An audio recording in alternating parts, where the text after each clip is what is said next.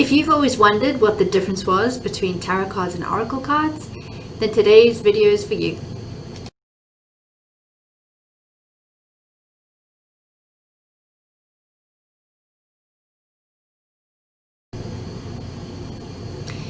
So today I want to talk about what the difference is between tarot cards and oracle cards and how they're different and how you can learn them.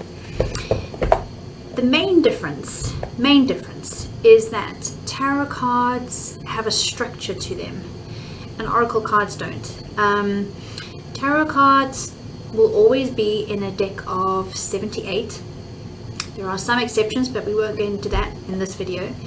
And the 78 cards in a tarot deck will be split into two sections called the Major Arcana and the Minor Arcana.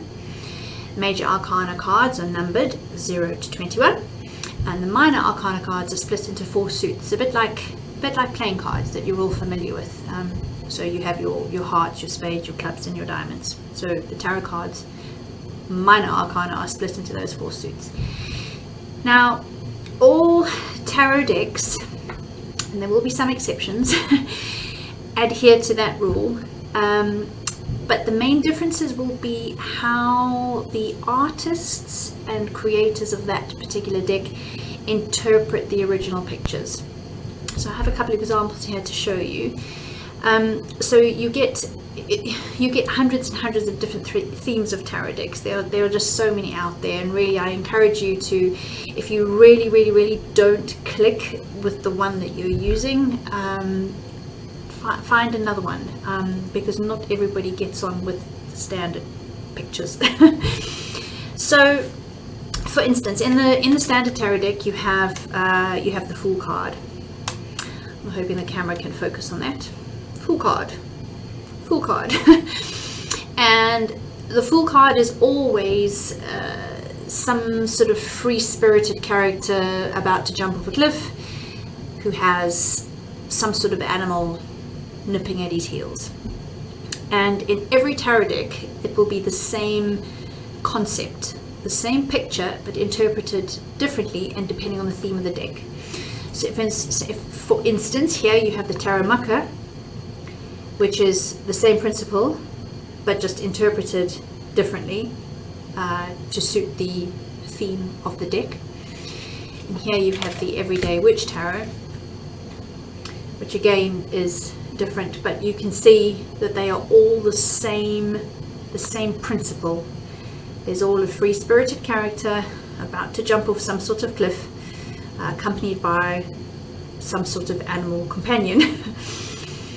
And again, for instance, the Strength card is always a picture of, well, always, most often, picture of a woman with a lion. Tarot Mucker, same principle, different interpretation. Everyday Witch Tarot, same principle, just different style, different drawings. Now there are 2 ways that you can learn to read a tarot deck. You can learn what they call the traditional meanings. So there are set meanings to the tarot cards based on a whole host of things, of numerology, the suits, the elements that are related to those suits, etc., etc. Or you can read the cards based purely on intuition, so based purely on the colors, directional clues in the picture, which way the characters are facing, what's going on in the picture, etc., etc. Or you can use the traditional meaning. So there's 2 ways to read a tarot card, or you can use a combination of both. I personally use a combination of both. It just depends what comes to me during a reading. With oracle cards, things are a little bit more freeform. So oracle cards have no structure whatsoever. So the 3 decks that I have for you today, the one has 44 cards. This next one, I don't even know how many cards are in here. And this one has, doesn't actually tell me, 50 cards. So there's no structure. An oracle deck can have 20 cards, it can have 100 cards, it really doesn't matter. And every single oracle deck is unique.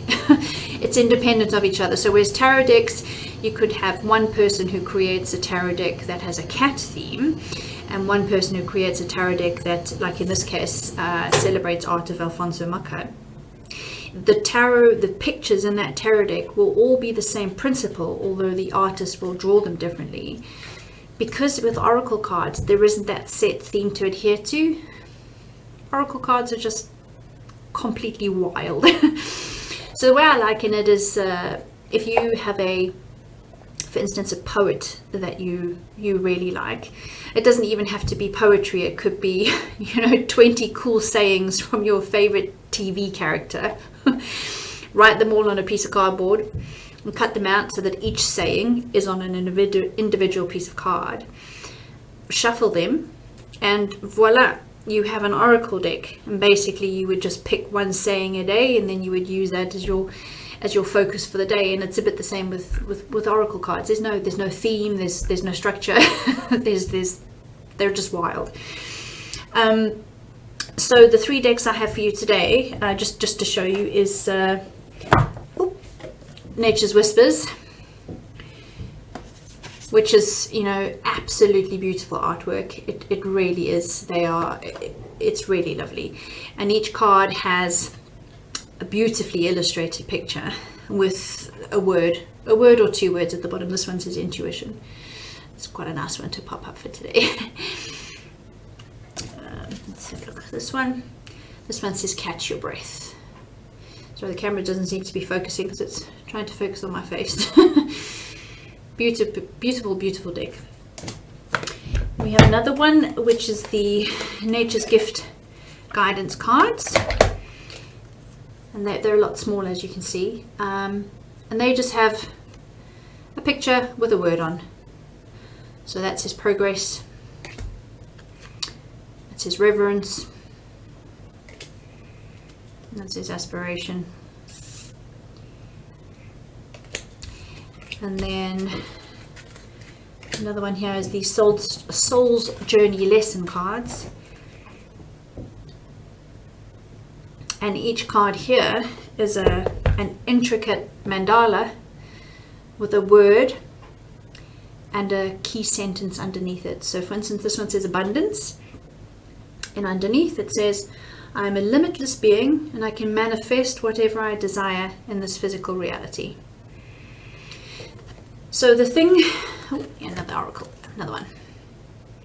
So the thing with oracle cards is that whereas in tarot you have a choice of reading them using the standard meanings and or your intuition based on the pictures and feelings you get from the reading. With oracle cards, because there's no standard meaning, because each oracle deck is different, the way that you read an oracle card is entirely personal. You might read this card very differently to how I read it, and it's based purely on your interpretation, your feeling about the colors, the shapes, the sentence, how that sentence relates to something in your life, etc. So oracle cards are very, very different.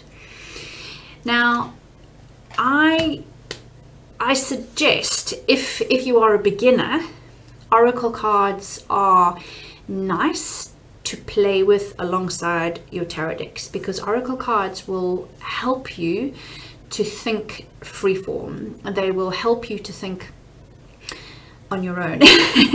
So with tarot cards, it's always good to have a firm foundation in the standard meanings, and once you've got your head around that, you can expand and kind of find your style of reading. Oracle cards, as soon as you start reading oracle cards, you instantly read them how you're going to read them, because there isn't a set way to learn them. So if you are thinking about getting a deck, get one that's nice and easy, one that you feel drawn to, and one which has images that you can relate to, that you find that are familiar for you. So I tend to love oracle decks that are nature based, hence these two, the Nature's Whispers and the Nature's Gift guidance cards. I also have a lot of animal oracle decks. The only reason I've got this one is that I draw mandalas. So that's why I've got this one. I know it seems not very nature orientated. So find a deck that has pictures that you're drawn to, because the more drawn you are to those pictures, the more it will bring your heart out when you do a reading, and that will help you to use your intuition more and to trust yourself more when you do the reading. Let me think, what else? When you become more confident reading with cards, you might want to combine the two. So I tend to, in fact, I prefer it. With the majority of my readings, I combine decks. And that is because you get a general feel for the type of reading that a particular deck is good at. And sometimes you need something else to back it up on the side. So a lot of the animal guide readings, for instance, I use maybe 7 or 8 different decks altogether. And certainly with some of the unique readings that I do that are person specific rather than trying to fit a particular reading to a person, I will wait and speak to the person first, establish what it is we're trying to get out of the reading, and then choose the decks randomly as per the reading requires. And I find the best thing that works is decks that match aesthetically. So if you have a tarot deck that's sort of strong geometrical shapes, it's not perhaps going to work very, very well with perhaps with kind of this deck. You know what I mean? So when the cards are down, you want to enjoy looking at that spread. You want to enjoy looking at the pictures, and you want them to fit and to flow well together for you to get the most out of that reading. So there's no problem combining decks, but just make sure that they like being with each other, if that makes sense. I think that's about it. If there are any questions that you have with regards to reading tarot cards or reading or learning both tarot and oracle, then drop a message in the comments and I'll answer it with the next video. And if you have any further questions about what the differences are, then also drop a comment and I'll be more than happy to answer. But I think that's it for now, and enjoy the rest of your day, and I will see you next time. Bye for now.